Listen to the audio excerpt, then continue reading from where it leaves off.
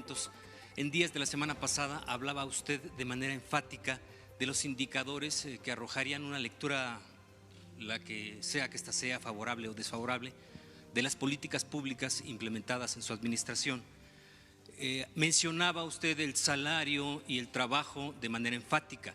Yo quisiera preguntarle en este sentido si considera ya en un año de su administración que fuera posible un aumento considerable del salario que pudiera remontar las unidades, 2%, 3%, y alcanzar tal vez las decenas en el ingreso al salario, en el aumento al salario. Gracias. Bueno, vamos avanzando en ese sentido. Creo que se dio un buen paso con el aumento al salario mínimo este año del 16%, como no había sucedido en 36 años. Puede ser que eso sea nota mañana.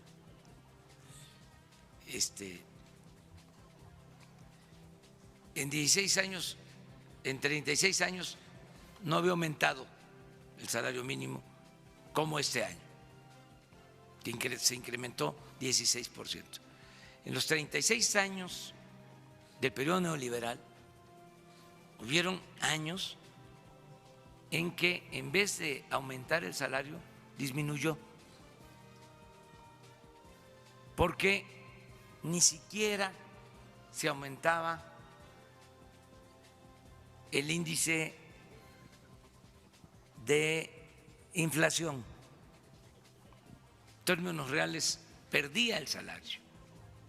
Bueno, en los 36 años perdió como el 70% de su poder de compra, de su poder adquisitivo, el salario mínimo. Yo siempre uso un ejemplo muy ilustrativo. Hace 30 años un salario mínimo alcanzaba para comprar 50 kilos de tortillas. Y ahora el salario mínimo, aún con ese aumento del 16%, alcanza para 6 kilos.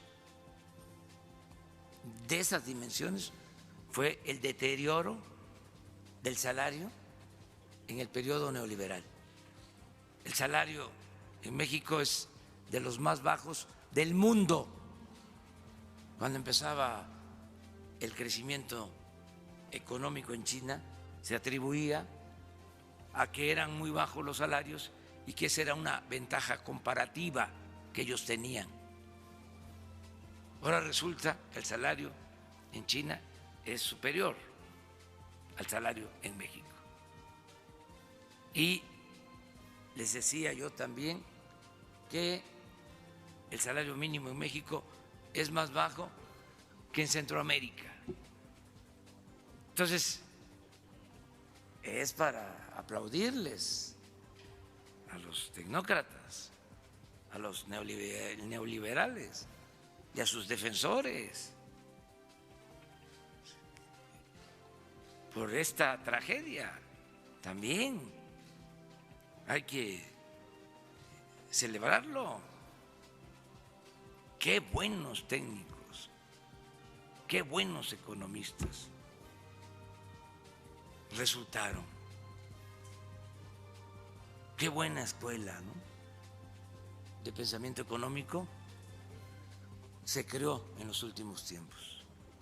Qué eficientes, sobre todo qué sensibles, qué comprometidos con los humildes, con los desposeídos. Bueno, tenemos que remontar todo ese atraso, pero no lo vamos a hacer, no se puede de la noche a la mañana. Tenemos que ir aumentando poco a poco. Nunca jamás el salario debe quedarse, como llegó a suceder, por abajo de la inflación. Es pensar cuántos puntos arriba de la inflación se puede, para ir periódicamente, paulatinamente, recuperando todo el poder adquisitivo del salario. Yo puedo decirles con satisfacción otro dato a los nostálgicos del neoliberalismo, que el promedio del salario de los asegurados en el Seguro Social este año es el de los más, es el salario más alto en muchos años, como promedio, este año, de los asegurados en el Seguro Social. Ese es otro parámetro que no toman en cuenta cuando se mide lo del crecimiento.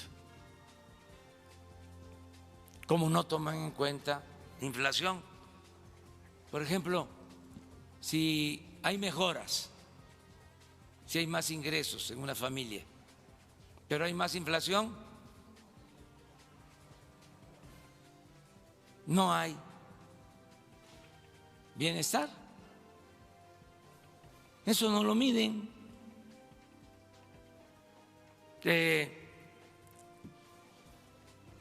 La fortaleza del peso no se mide. ¿Y qué? ¿No es importante tener una moneda fuerte? ¿O es mejor la devaluación?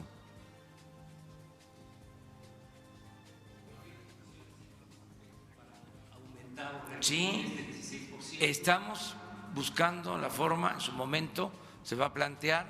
Yo les recuerdo que tenemos por ley que enviar el día 8 de septiembre el presupuesto para el año próximo a la Cámara de Diputados.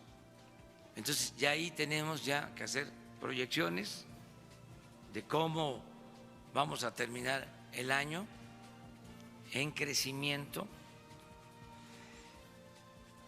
pero ahí también vamos a informar de cómo vamos a terminar el año en desarrollo y en bienestar, y cómo vemos el